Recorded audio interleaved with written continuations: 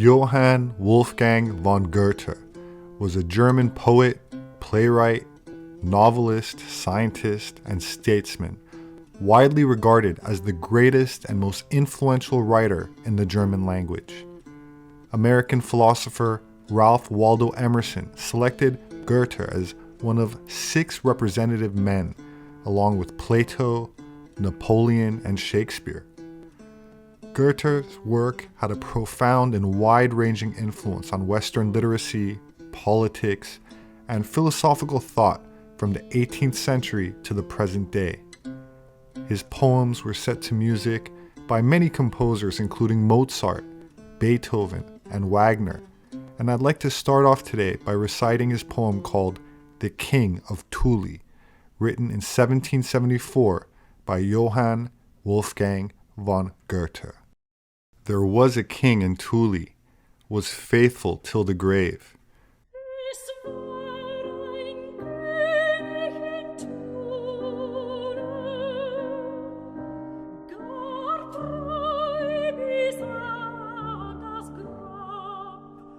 To whom his mistress, dying, a golden goblet gave.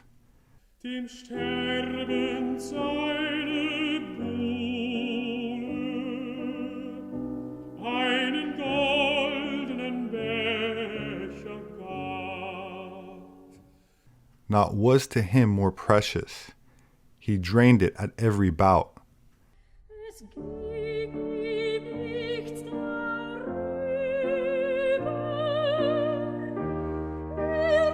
leert in jeden Schmaus. His eyes with tears ran over, as oft he drank thereout. Die Augen gingen ihm über, so oft trank daraus. When came his time of dying, the towns in his land he told. Und als kam zu sterben, zählt seine Städt ihm reich. Naught else to his heir denying, except the goblet of gold. Gönnt alles seinen Erben, den Becher nicht zugleich. He sat at the royal banquet with his knights of high degree. Saß beim Königsmahle, der Ritter um ihn her. In the lofty hall of his fathers, in the castle by the sea. Auf hohen Vätersaale,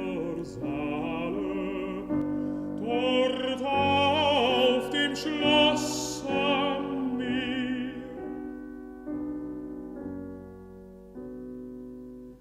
There stood the old carouser, and drank the last life glow. Dort stand der alte Zecher, trank letzte Lebensglut. And hurled the hallowed goblet into the tide below. Und warf den heiligen Becher hinunter in die Flut. He saw it plunging and filling, and sinking deep in the sea. Sah ihn stürzen, trinken und sinken tief ins Meer. Then fell his eyelids forever, and nevermore drank he. Die Augen täten ihm sinken, tranken nie einen Tropfen mehr.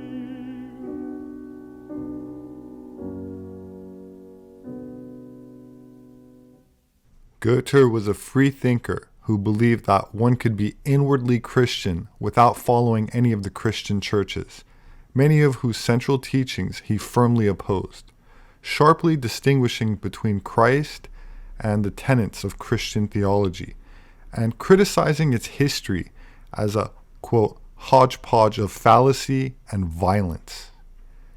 Goethe studied alchemy and was familiar with the esoteric aspects of religion in the context of energy transmutation.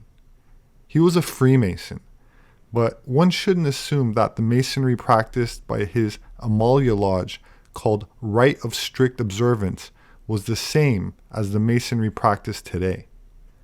The Rite of Strict Observance was a modification of Freemasonry based on the Order of the Knights Templar, divided into 7 degrees, and whose political and cultural ideology differed greatly from the modern far leftist agenda which has taken hold of the West. The Knights Templar were closely tied to the Crusades, but when the Holy Land was lost, support for the order faded, and after King Philip IV of France had many Templars of the order arrested, tortured, and burned alive, Pope Clement V disbanded the order in 1312. The Knights Templar have become associated with legends concerning esoteric secrets and occult mysteries handed down to the select from ancient times. These initiation rituals and alchemical practices were forced to go underground, in many cases literally. One example of an underground cave system said to have been used by the Templars centuries ago is near Shifnal in Shropshire, UK. I hope I pronounced that right, where what appeared to be an ordinary rabbit hole on a farmer's property turned out to lead to an underground sanctuary, said to have been used by devotees of a medieval religious order, a grotto, which is reminiscent of the subterranean places of worship and ritual used by the followers of Mithras, an Aryan religion of ancient Iran and popular among many in the early part of the Roman Empire, which incidentally, like Freemasonry, has secret passwords, handshakes, and 7 levels of initiation, much like the Templar order that Goethe was a part of. That said, these caves in the UK were likely built no earlier than the 1600s, which is about 300 years after the Knights Templars were dissolved. So one could not definitively say that they literally belonged to the Templars. So if there is an occult link in terms of ritual use, it was indirect.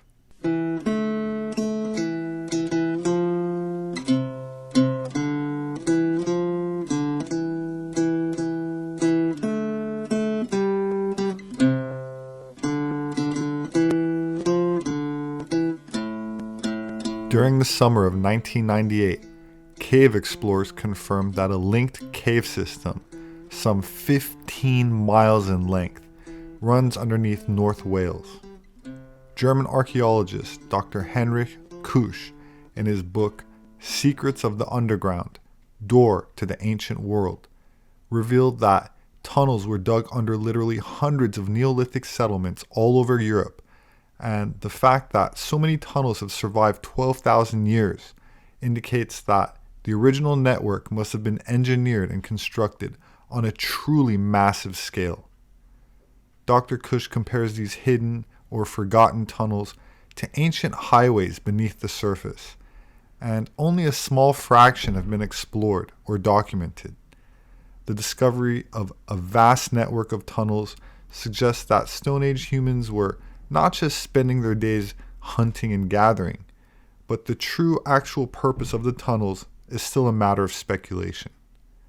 Some researchers believe that they were a form of protection from predators, while others believe that they were used to travel safely or possibly as shelter from harsh weather or even wars and violence.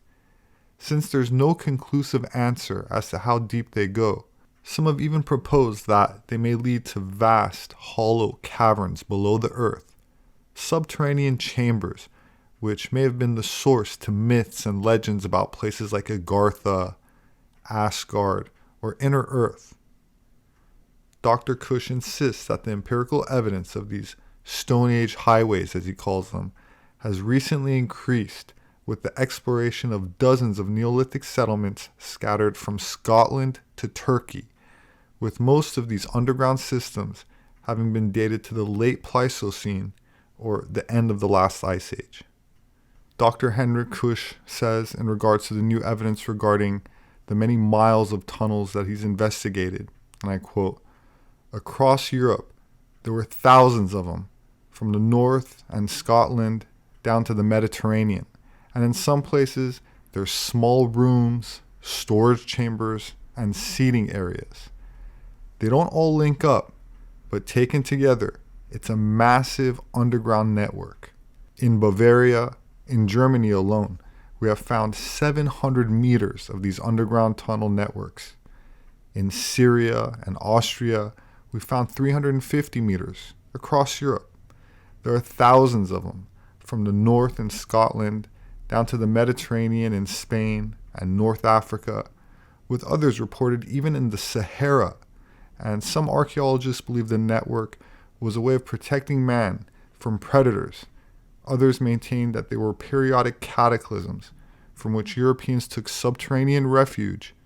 Still others believe that some of the linked tunnels function as they do today.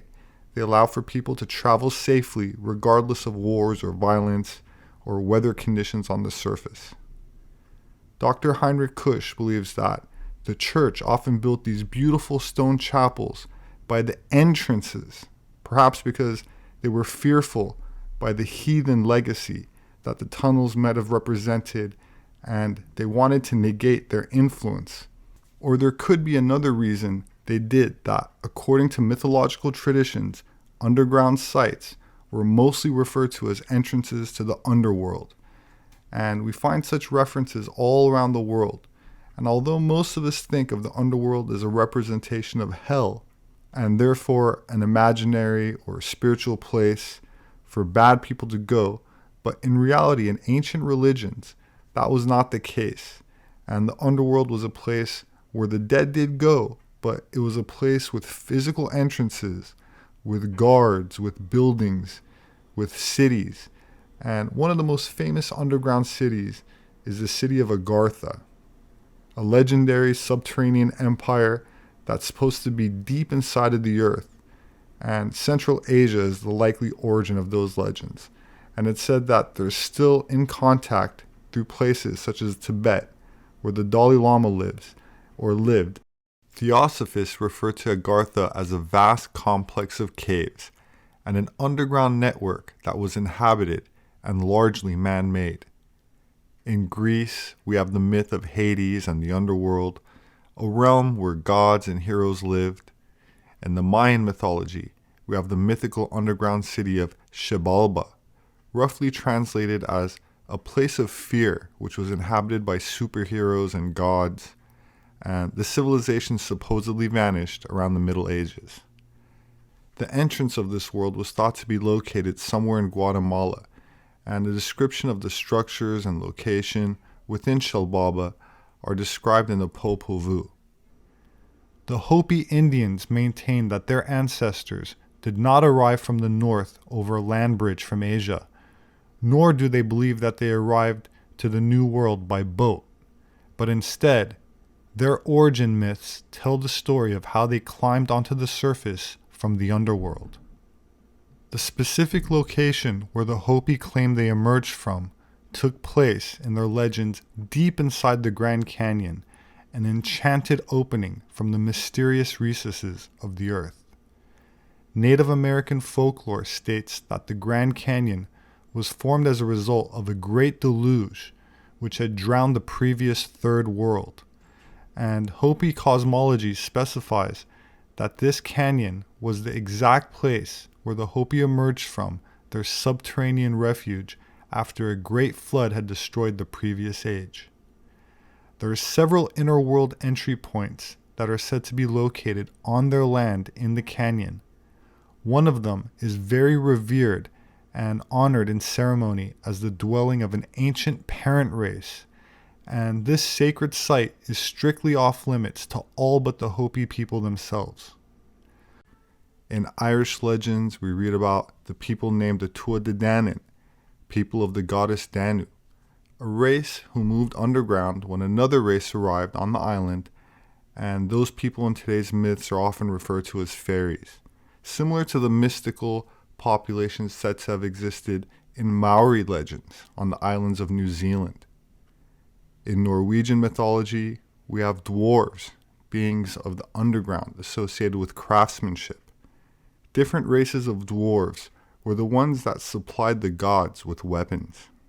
In Egypt, we have references by the historian Herodotus of a colossal underground temple that contained 3,000 rooms full of paintings and hieroglyphs, and a massive labyrinth still lost and yet to be found. Many occult organizations, esoteric authors, and secret societies concur with these myths and legends of subterranean inhabitants who were the remnants of antediluvian civilizations, which sought refuge in hollow caverns deep inside the earth, or may have originated below the surface, evolving there before coming above ground, rather than coming down from the trees, as is taught by modern academia. Edgar Allan Poe was an American writer and poet, best known for his tales of mystery, but also as a significant contributor to the emerging genre of science fiction. His 1844 poem called Dreamland begins by saying, quote, "By a route obscure and lonely, haunted by ill angels only, where an eidolon named Night on a black throne reigns upright, I have reached these lands but newly, from an ultimate dim Thule, from a wild, weird clime that layth sublime, out of space, out of time." It is interesting to note that Poe described an ultimate dim Thule, as in dimly lit. Isidore de Seville was a Spanish scholar and cleric. For over 3 decades, he was Archbishop of Seville and widely regarded as the last scholar of the ancient world. In the early 7th century, he wrote in his Etymologies, quote, "Ultima Thule is an island of the ocean in the northwestern region, beyond Britannia, taking its name from the sun, because there the sun makes its summer solstice, and there is no daylight beyond this. Hence, its sea is sluggish and frozen." Isidore distinguished this from the islands of Britannia and Ireland, which he called Scotia, a name which I covered in a prior video and will leave a link in the description. By the late Middle Ages, scholars were linking Iceland or Greenland to the name Thule and other distant or mythical locations, such as Hy-Brasil, which I also covered in a prior video and will leave a link in the description. A Byzantine Greek scholar, Eustathius of Thessalonica, in his 12th century commentary on the Iliad, wrote that the inhabitants of Thule were at war with a tribe whose dwarf-like members were only 20 fingers in height. Of course, I also covered this ancient, well-documented pygmy war as well, and bring it up now only to point out that the alleged location of the mythical Thule was not agreed upon except to say that it was somewhere in the far north. While it is most commonly referred to as an island, in classical and medieval literature, Ultima Thule acquired a metaphorical meaning of any distant place located beyond the borders of the known world, or the world's unexplored uppermost reaches. That said, in 1818, John Cleve Sims Jr., an American Army officer, suggested that the Earth's interior could be accessed through holes at the North and South Poles. In 1885, William Fairfield Warren argued in his book, Paradise Found, the Cradle of the Human Race at the North Pole, that humanity had descended from a place called Hyperborea in the far north.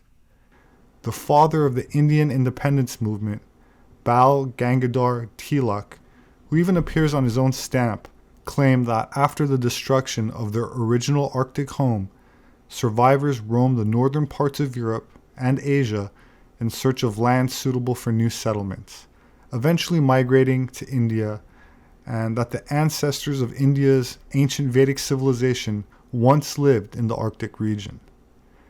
In 1903, Tilak wrote the book The Arctic Home in the Vedas. In it, he argued that the Vedas could only have been composed in the Arctics, and the Aryan bards brought them south after the onset of the last ice age. In 1908, a book was published called The Smoky God, or A Voyage Journey to the Inner Earth, which I previously covered, and was a book presented as a true account describing the adventures of Olaf Jensen, a Norwegian sailor who sailed with his father through an entrance to the Earth's interior at the North Pole.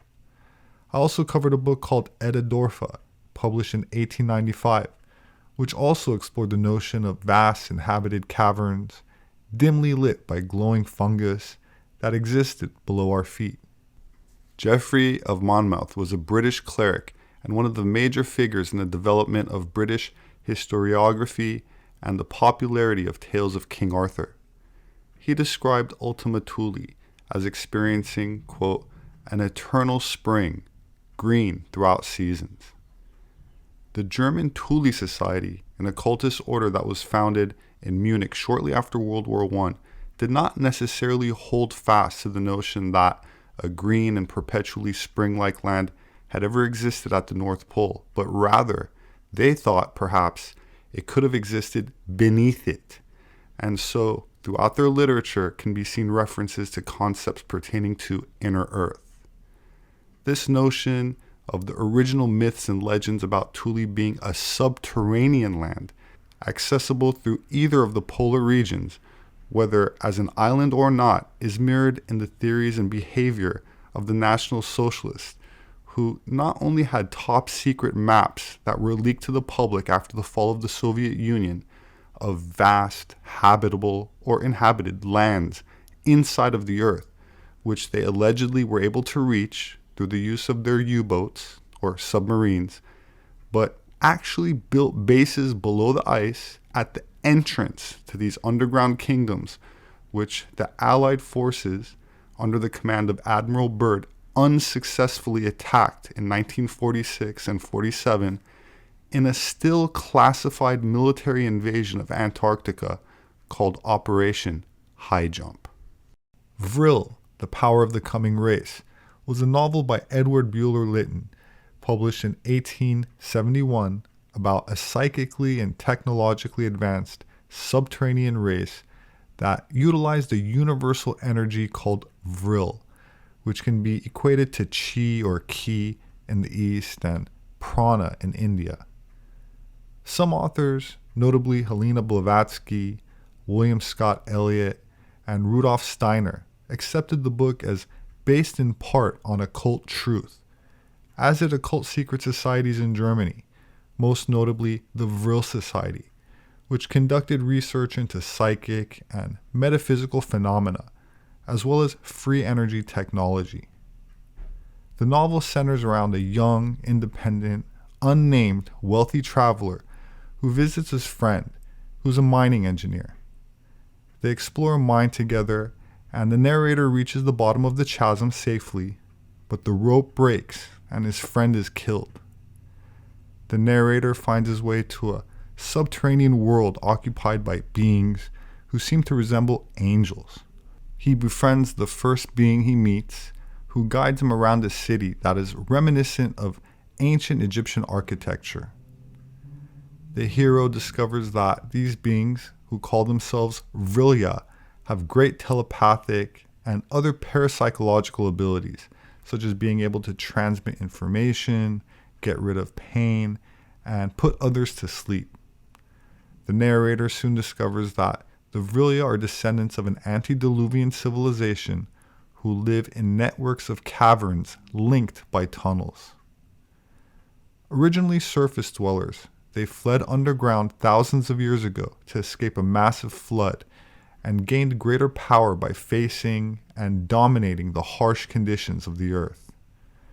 Their society is a technologically supported utopia, chief among their tools being an all-permeating fluid called Vril, a latent source of energy that the spiritually elevated hosts are able to master through training of their will, to a degree that depends on their hereditary genetic constitution.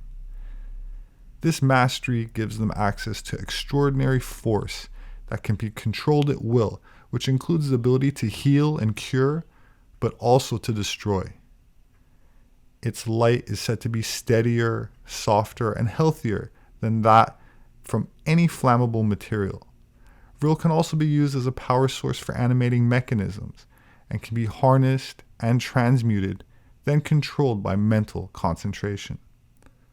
Helena Blavatsky, the founder of Theosophy, endorsed the concept of Vril in her book Isis Unveiled in 1877, and again in The Secret Doctrine, published in 1888. When William Scott Elliot described life in Atlantis, in The Story of Atlantis and the Lost Lemuria, published in 1896, the aircraft of the Atlanteans were propelled by Vril force. Which brings us back to Johann Wolfgang von Goethe, who knew of the Gnostic esoteric secrets of the ancient orders, which was brought back into Europe by the Knights Templar, that centered around harnessing Vril, transmuting raw, energetic impulses of lust, which is the driving force behind procreation, and refining the bio-electromagnetic life force energy into love, which is a more pure and subtle form of the same energy, which can then manifest as compassion, creativity, and other artistic and altruistic expressions, as demonstrated by Goethe, whether it be in the form of literature, poetry, inventions, or in ways other influential masters of energetic transmutation contributed to society in their own unique way, such as Michelangelo, Leonardo da Vinci, Sir Isaac Newton, Beethoven, Socrates, Pythagoras, Plato, and Nikola Tesla.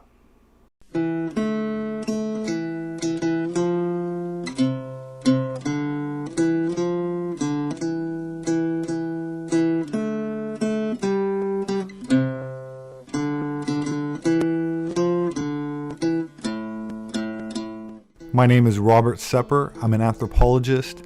My published work is available on Amazon and through all other major book outlets. If you'd like to support my work, you can do that through patreon.com. There should be a link in the description. Please subscribe for future updates. Leave your thoughts below. Have a wonderful weekend, and I hope to see you again soon.